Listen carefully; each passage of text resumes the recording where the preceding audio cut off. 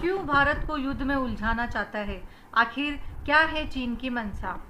दुनिया समझ गई है कि कोरोना चीन की देन है।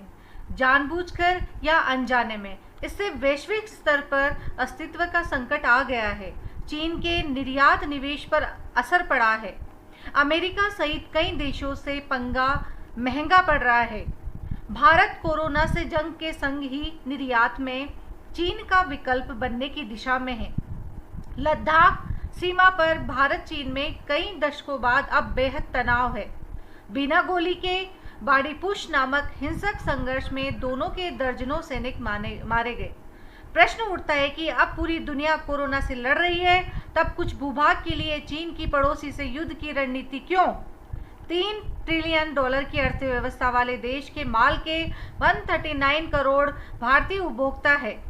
सामरिक रूप से भी भारत इतना कमजोर नहीं कि चीन दबा ले, और वह भी तब जब अमेरिका, जापान व ऑस्ट्रेलिया ही नहीं, इजराइल, यूरोप के कई बड़े देश भारत के संग हो। DSBDO रोड की वजह से भारतीय सैनिक दौलत बेग ओल्डी बेस की ऊंचाई से चीनी सेना को आसानी से निशाना बना सकते हैं। फिर साउथ चाइना समुद्री क्षेत्र पर उसके दावे ने पिछले दिनों अमेरिका को 3 ताकतवर बेड़े तैनात करने पर मजबूर किया। चीनी सेना का बड़ा भाग लंबे रूस बॉर्डर, तिब्बत व सेजियांग में है।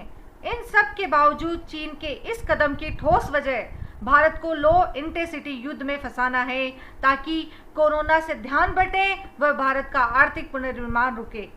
लेकिन चीन के लिए एक बड़ा रिस्क है।